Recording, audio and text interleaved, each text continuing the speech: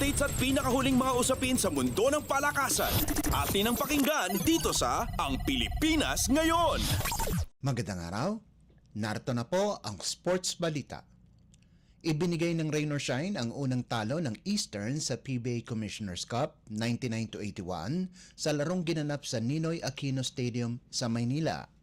Nakapagtala ng double-double si Elasto Painters import Dion Thompson sa kanyang debut kung saan nagtapos ito ng may 21 puntos at 15 rebounds habang nagdagdag si Santi Santillan ng 18 puntos para mapaganda ang kanilang record sa 1-1.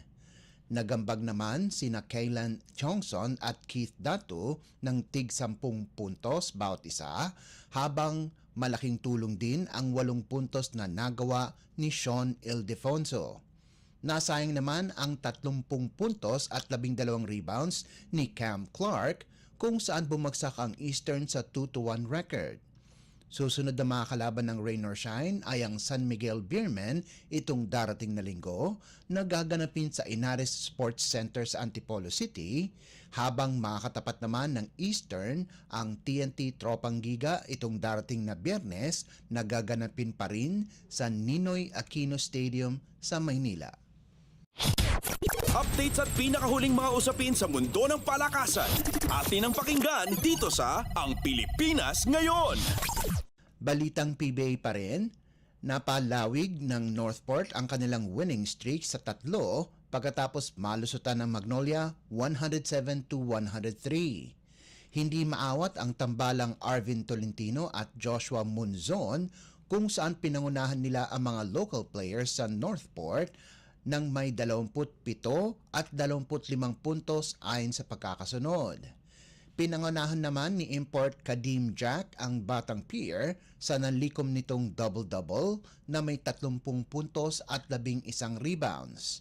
Sa kabilang banda, sa kanyang ikatlong laro bilang isang professional player, ang rookie na si Jerome Lastimosa ang bumondera para sa Hotshots kung saan nakagawa ito ng 27 puntos, 8 rebounds at 2 steals, subalit kapos ito para kunin ng koponan ang panalo na ngayoy bumagsak sa 1-2.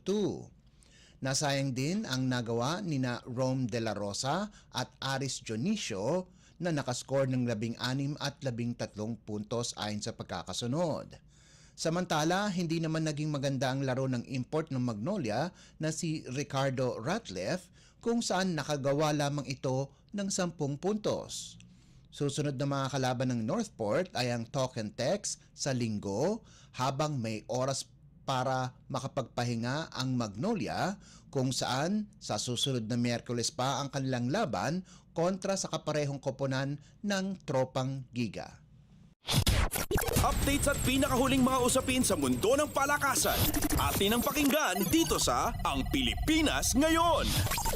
Binawian ng Signal HD ang Savage sa semifinals ng 2024 Spikers Turf Invitational Conference. Ito ay matapos dominahin ng HD Spikers ang Spin Doctors 25-21, 25-21 at 25-20 sa kanilang unang asignatura sa round robin semis na ginanap sa Phil Oil Eco Oil Center sa San Juan. Dahil sa panalo, nakabawi ang Signal HD sa Savage na inupset sila sa elimination round noong Oktubre 25. Pinangunahan ni Louie Ramirez ang Signal HD sa nagawa nitong 17 puntos habang nagdagdag ang rookie na si JM Ronquillo ng 14 na puntos at sina Wendell Miguel at team captain JP Bogaon ay nagambag ng 8 at 6 na puntos ayon sa pagkakasunod. Ipinakita din ni Miguel ang kanyang presensya sa depensa kung saan nakakuha ito ng 7 excellent receptions at 5 excellent digs. Importante din ang ginampanan ni setter Owa Rematar o Retamar para sa opensa ng Signal kung saan nagbigay ito ng 22 excellent sets para sa ikawalong sunod-sunod na panalo ng HD Spikers. Sunod na mga kalaban ng Signal ay ang FEU DN Steel itong darating na Biyernes habang makakatapat ng Savage ang Japanese team na Kondo Gumi Hyogo sa kaparehong araw. Updates at pinakahuling mga usapin sa mundo ng palakasan. Atin ang pakinggan dito sa Ang Pilipinas Ngayon. At yan ang pinakahuling balita sa larangan ng palakasan. Para sa Radyo Pilipinas World Service, ito po si Leo Magpayo. Magandang araw. Updates at pinakahuling mga usapin sa mundo ng palakasan. Atin ang pakinggan dito sa Ang Pilipinas Ngayon.